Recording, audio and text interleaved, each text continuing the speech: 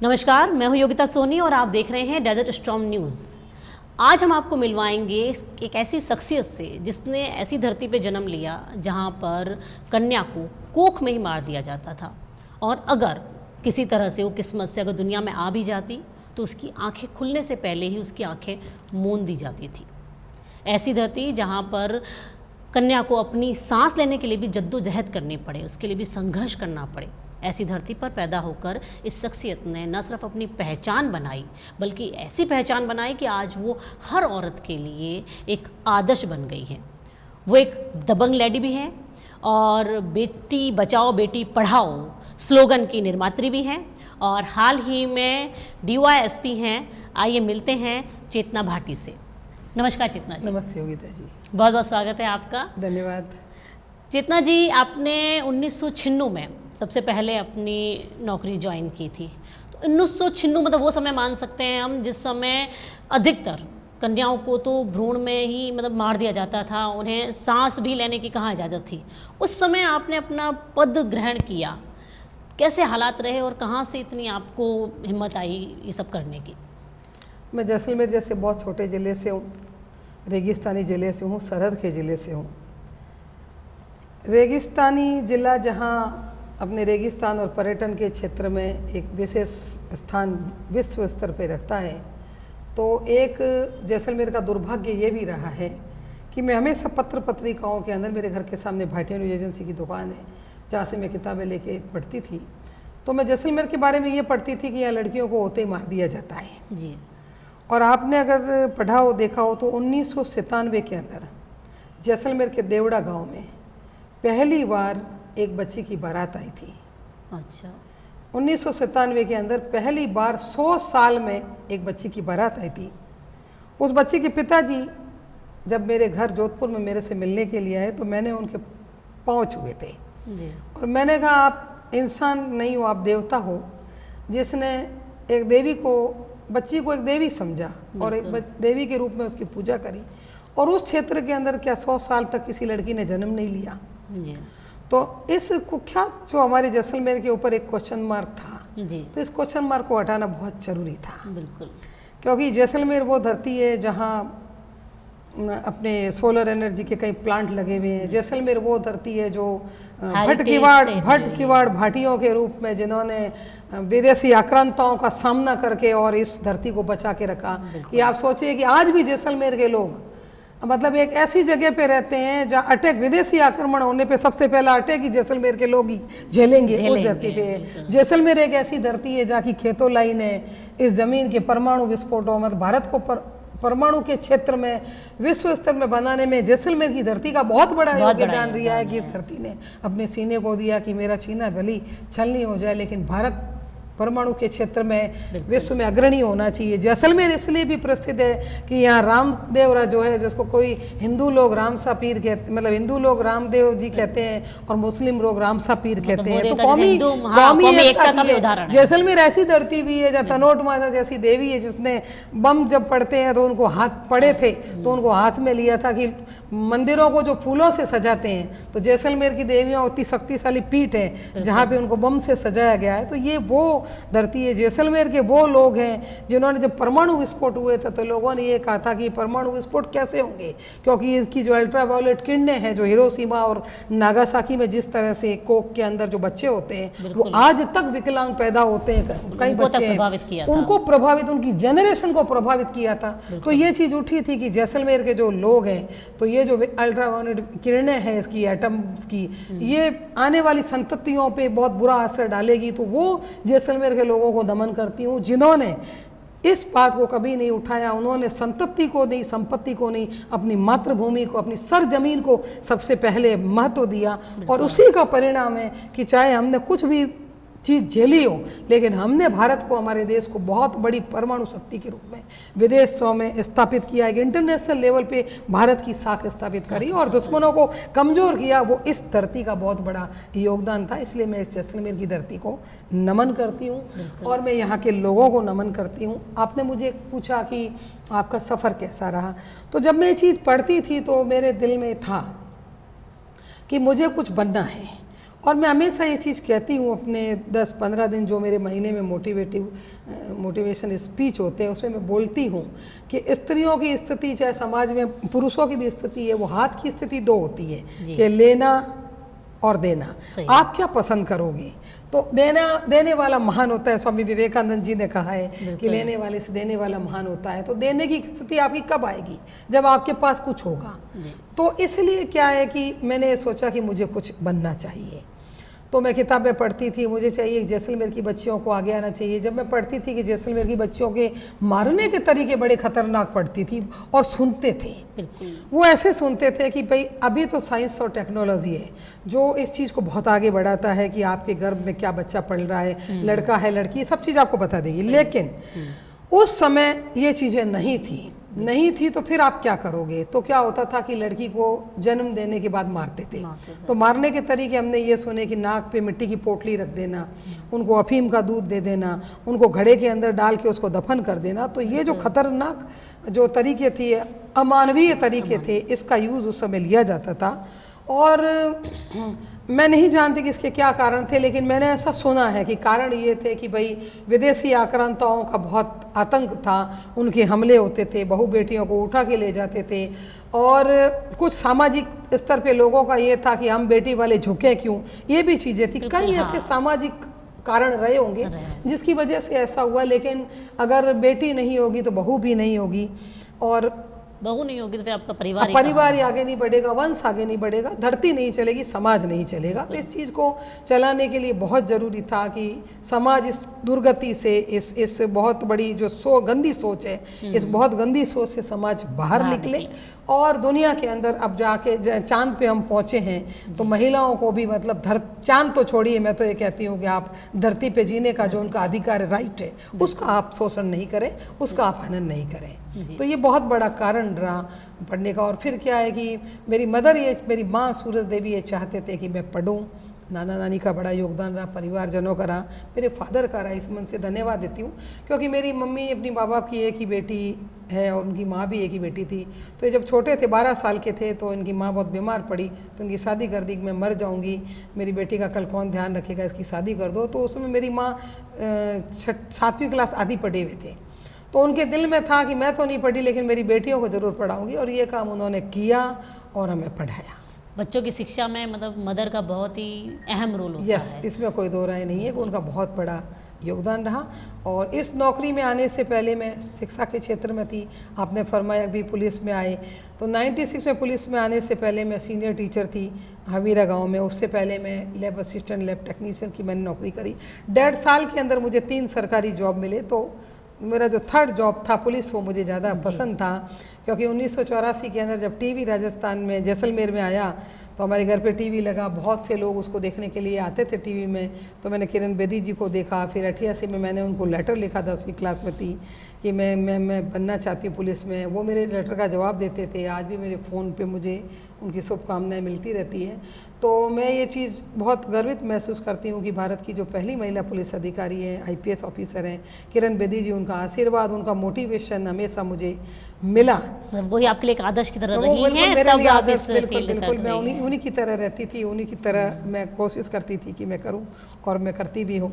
और ये उनका आशीर्वाद है, मैडम का आशीर्वाद है, मम्मी का आशीर्वाद है, अब सब लोगों का आशीर्वाद है जिन्होंने मेरे हौसलों को आगे बढ़ाया, जिन्होंने मुझे कहा कि तुम ज़रूर कुछ बनोगी। शिक्षा का क्षेत्र, पुलिस विभाग, एक और विभाग आकाशवाणी का, जहां आपको B+ ग्रेड मिला, उसके बारे में बताएं कुछ। ये आकाशवाणी केंद्र खुला था मेरे हिसाब से ये इकराणु बराणु तराणु के बीच आकाशवाणी केंद्र खुला।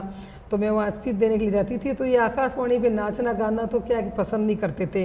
अपने पुराने ख्यालों के लोग कहते थे कहाँ लड़कियाँ गाना गाने के लिए जा रही है। तो मेरी एक फ्रेंड थी, उसने मुझे बोला कि ना आकाशवाणी केंद्र के अंदर जो गाने गाते हैं ना उसमें पैसे मिलते हैं। तो 1993, जबकि 31 साल पहले, बराणु तराणु के 31 से 34 साल पहले, तो मैं मेरे माता पिता को बिना पूछे जो है वो गाना गाने के लिए चली गई। तो वहाँ हसन खां जी जो थे म्यूजिक कंपोज देने वाले थे, जो आज भी हैं, बहुत अच्छे कलाकार हैं जैसलमेर के, मैं उनको भी नमन करती हूँ। तो उन्होंने मेरे को 4 या 5 मैंने गाने गाए है ना। तो उस ज़माने में मुझे B+ कहा गया, आपका B+ ग्रेड है। फिर मुझे पता चला कि B+ ग्रेड किसी ज़माने में जगजीत सिंह जी का था। हाँ, तो उसमें आवाज़ बहुत बढ़िया थी। अब तो बीमारी और उम्र के साथ सब कुछ जो भी है। तो उस समय मुझे 500 रुपये दिए आकाशवाणी वालों ने।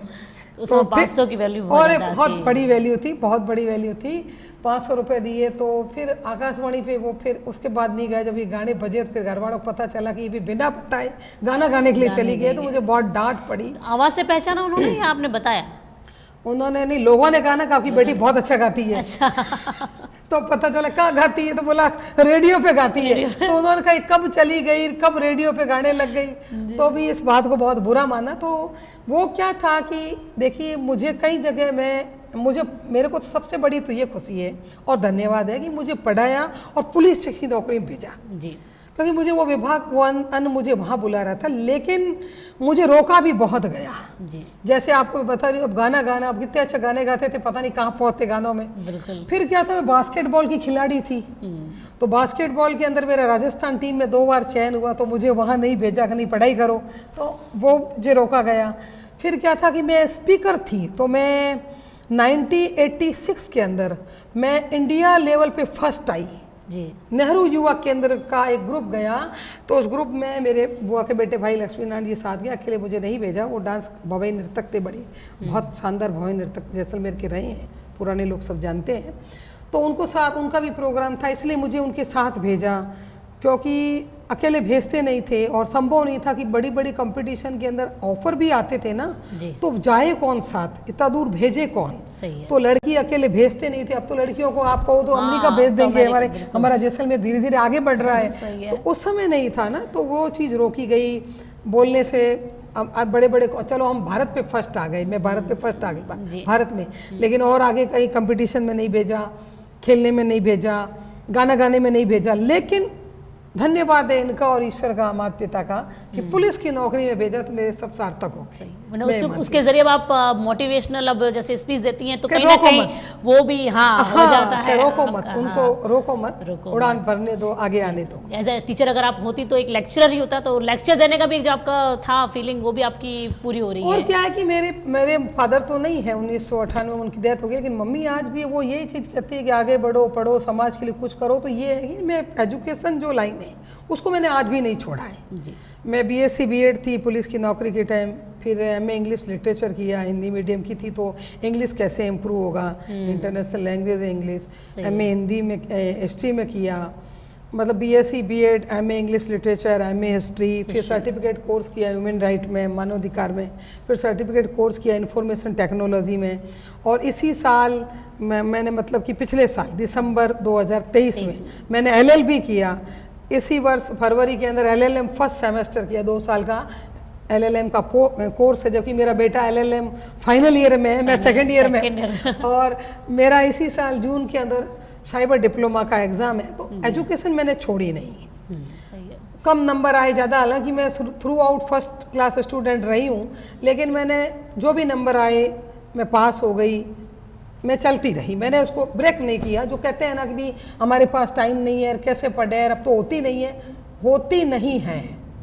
Impossible word in the dictionary of fools, Napoleon Bonaparte ने कहा है।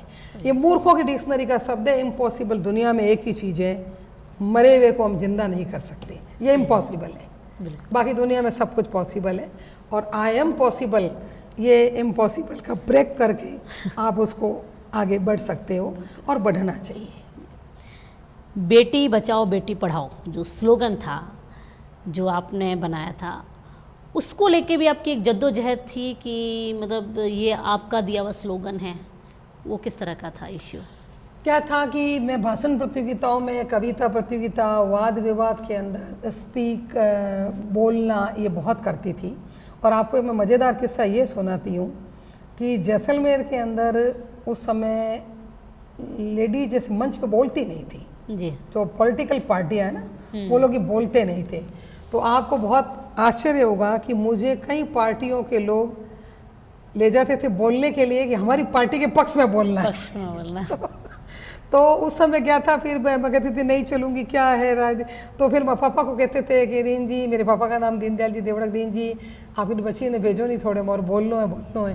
तो वो पार्टियाँ मुझे कभी एक पार्टी कभी दूसरी पार्टी अपनी अपनी योजनाओं के बारे में बोलने के लिए ले जाती थी। मैं आज भी जब उसको सोचती हूँ बड़ी हंसी आती है कि कभी इस पार्टी में थी, कभी उस पार्टी में थी, कभी इस पार्टी कभी उस पार्टी, मेरा पार्टी से कोई लेना देना नहीं था। और क्योंकि उस समय उम्र कम थी, नाबालिग थे, तो हमारा वोट भी नहीं था, लेकिन बोलने जाना है, मतलब खुशी होती थी क्या बोलना है, तो अपने अपने इस पार्टी की ऐसे ऐसे योजनाएं क्या क्या है, ऐसे ऐसे, मगर ठीक है मैं बोल लूँगी। आपकी पार्टी की क्या योजना है, तो थोड़ी देर में इनके लिए बोलते थे, थोड़ी देर में उनके लिए बोलते थे, ये बड़ा मज़ेदार सीन होता था। तो उस समय, आजकल तो लोग अलग अलग पार्टी के अलग अलग है, लेकिन मैं उस समय छोटी थी तो सब पार्टी की थी, सब पार्टी की थी, चलो जिसके लिए बोलना बोल देते थे। तो ये क्या था कि मैं कविताएं लिखती थी, कविताएं बोलती थी कि बेटियों को पढ़ाना चाहिए, बेटी को लिखाना चाहिए, वो तो ये मेरी कविताओं का ये स्लोगन मेरी कविता की लाइन था। अच्छा। तो अगस्त 2012 के अंदर मैंने 2 मेल भेजे, कांग्रेस गवर्नमेंट थी, अशोक जी गहलोत साहब की सरकार थी, मैंने उनको मेल भेजे कि मैं इस तरह से जैसलमेर ही रहने वाली हूँ और मैं कविताएं लिखती हूँ इसके संबंध में, कन्या भ्रूण हत्या रोकने के लिए, और उन कविताओं का शीर्षक बेटी बचाओ बेटी पढ़ाओ है। मैं ये कविताओं के पोस्टर जो है ये सरकार को गिफ्ट देना चाहती हूँ, ताकि सरकार जो ये क्या नाम है इसका, जो जनसंपर्क वाला विभाग है ना, इसको ये पोस्टर दे बनवा के और लोगों का मोटिवेट करने के लिए लगाए। तो मुझे फिर वहाँ से कोई जवाब मिला नहीं था। तो उसके बाद में जो इसमें 22 जनवरी 2015 को जी इसमें पानीपत से ये स्लोगन नरेंद्र मोदी साहब प्रधानमंत्री जी ने ये स्लोगन जब बोला, तो मुझे ऐसा लगा कि या तो ये स्लोगन मेरे से पहले किसी ने लिखा है और या ये स्लोगन मेरा है, क्योंकि इस संबंध में पत्राचार होता रहता था कि मैं ये पोस्टर देना चाहती हूँ, ये कविता का शीर्षक है फलाना ढिमका। तो फिर क्या हुआ कि मैंने इसमें RTI लगाई और मैंने 27 RTI लगाई जी, 27 RTI जगह जगह गई। और फिर उसके बाद में ये चीज़ मेरे पास में आ गई कि भाई प्रधानमंत्री कार्यालय से महिला बाल विकास दिल्ली वालों को लिखा गया कि इनको सर्टिफिकेट दे दिया जाए बेटी बचाओ बेटी पढ़ाओ का। उन्होंने फिर राजस्थान सरकार को लिखा और राजस्थान सरकार ने वापस केंद्र में लिखा। तो इस तरह से जो था, तो इससे फिर ये हो गया कि भाई मेरा सिर्फ इतना था कि हो सकता है मेरे से पहले किसी ने लिखा है तो वो आ जाए सामने, तो ऐसा कोई भी शख्स सामने नहीं आया। तो ये स्लोगन जो है वर्षों पहले रेगिस्तान की इस जैसलमेर की धरती से निकला और मैं ये मानती हूँ कि ये एक ऐसा स्लोगन है जो भारत की हर गली गली के अंदर आपको, बच्चों के मुंह पर, हर बच्चों के मुंह पे, गली गली के अंदर आपको मिल जाएगा। और इसकी वजह से मैं सोचती हूँ कि बच्चियों को बचाना भी चाहिए और पढ़ाना भी चाहिए ताकि वो आर्थिक रूप से सक्षम हो सके। जी, मैंने आपका एक इंटरव्यू देखा जिसमें आपने अजमेर के बच्चों के हालातों के बारे में कुछ बताया था कि अजमेर में जब आप थी। नहीं, एक चीज़ मैं बताती हूँ, नॉट ओनली इन अजमेर ही नहीं, ये हालात हिंदुस्तान में बहुत से शहरों में है जी। नशे की प्रवृत्ति है। मैं गंज थाने में 2013 में CI लगी थी, तो मैं छोटे छोटे बच्चों को देखती थी जो बड़े अजीबोगरीब तरह के नशे करते थे जी। जैसे आयोडेक्स को ब्रेड के ऊपर लगा के खाना, विक्स को ब्रेड के ऊपर लगा के खाना, जो मार्कर होता है सफ़ेद, जो मार्कर का जो इंक होता है उसको मिटाने के लिए जो अपन मार्कर वाइटनर जो अपन काम में लेते हैं उसका वो नशा करना, ये जो नशे थे ये छोटे छोटे बच्चों के मैं देखती थी। तो मैंने इनके लिए काम किया, इन बच्चों को वहाँ से लिया, संस्थाओं में भर्ती कराया, उनके पेरेंट्स का पता किया और बच्चों को पेरेंट्स तक पहुँचाने का मैंने एक छोटा सा प्रयत्न किया जो सब लोगों को करना चाहिए जी। बिल्कुल। कारण क्या है कि समाज की दुर्गति कब होती है? समाज की दुर्गति उस कंडीशन के अंदर होती है जब समाज के जिम्मेदार लोग उसका जिम्मा नहीं उठाते हैं। अगर बच्चे को किसी को आप लावारिस टाइप देख रहे हो तो आप हाथ पकड़ के उसको रोक सकते हो, माता पिता के बारे में पूछ सकते हो, बताता है वहाँ रहता है, थोड़ा वेरीफाई कर सकते हो। अमूमन अपने को लावारिस टाइप के भगे हुए बच्चे अमूमन अपने को पहचान में आ जाते हैं। बिल्कुल। हमें तो पुलिस से इसलिए जल्दी पहचान में आते हैं। तो इस बारे में अपने को ध्यान रखना चाहिए। कहीं एक बच्चा बहुत छोटा था, बिल्कुल झूठ बोल गया कि मेरे माता पिता तो है ही नहीं, मर गए जी। तो मैंने कहा मरे हुओं का एड्रेस दी। फिर बड़ा मुश्किल से पता लगा कि उसके माता पिता जिंदा हैं और माँ उसको मारती थी, इसलिए वो भाग गया था घर से भाग गया घर था के खुद ही। बॉम्बे से आके, और उसके जगह जगह चेहरे पे ब्लेड के कट लगे थे, क्योंकि बच्चों के अंदर गैंग वॉर होते थे, आप मानिए बच्चों की गैंग्स बनी हुई थी जो झगड़े करते थे इस तरह से। तो ये हमारा दायित्व है कि हम इस प्रकार के बच्चों को लें, सामाजिक संस्थाओं में भर्ती कराएं, पुलिस तक उसकी सूचना दें जी। इससे हमें, इस जिम्मेवारी से हमें नहीं बचना चाहिए। अगर हम अधिकार और कानून मांगते हैं तो कर्तव्य पहले निभाने का मादा भी हमारे अंदर होना चाहिए। बहुत अच्छी और बहुत ही सेंसिटिव चीज़ आपने बताई, मतलब बच्चों को लेके। वैसे अब थोड़ा सा हम भी समय सीमा से थोड़ा सा बंधे हुए हैं, तो आप हमारे चैनल के थ्रू अगर हमारी ऑडियंस को कोई मैसेज देना चाहें तो। मैं चैनल्स के माध्यम से सबसे पहले मैं यही कहना चाहूँगी कि जो महिलाएं हैं, बच्चियां हैं, इनको आप आर्थिक रूप से सक्षम कीजिए। कई बार कई केसेज आते हैं, लड़कियों को जब बात करती हूँ, पूछती हूँ आप क्या करते हो, तो वो कहते हैं कि हम कुछ नहीं करते हैं। तो मैं कहती हूँ आप कुछ क्यों नहीं करते हो? तो क्या हम आपकी तरह पढ़े लिखे थोड़ी, हम नौकरी वाले थोड़ी। मैंने आपको नौकरी का भी नहीं कहा, मैंने आपको पढ़ने लिखने का भी नहीं कहा। आप आर्थिक रूप से सक्षम हो सकें, ये आपको करना चाहिए। चाहे आप झाड़ू पोछे करें, ताकि आप किसी पर डिपेंड नहीं रहोगे। कोई ना कोई हुनर आपके हाथ में होना चाहिए, क्योंकि समय का कोई भरोसा नहीं होता है। और समाज को सबसे बड़ा संदेश मैं ये देना चाहती हूँ कि समाज फिजूल खर्ची को रोके। बिल्कुल। शादी ब्याहों के अंदर आप हजारों लाखों करोड़ों रुपए खर्च कर देते हैं, और बेटी को, मैं देखिए कि कानून बराबरी का संपत्ति में हिस्सा देता है। मैं ये नहीं कहती हूँ कि आप दहेज उसको दो या लो, दोनों ही अपराध है।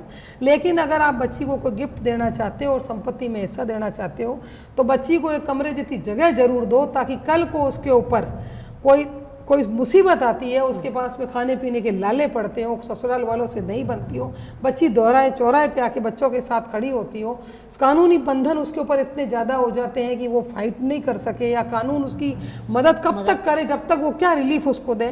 तो उसके पास एक ज़मीन का छोटा सा टुकड़ा आपका ज़रूर होना चाहिए, जो कल को उसके ससुराल वाले अगर ये कहते हैं कि तेरे बाप के यहाँ से लाई है, तो बच्ची कॉन्फिडेंस के साथ ये कहेगी कि मेरे बाप के यहाँ से लाई हूँ, उसको कोई घर से बाहर नहीं निकालेगा।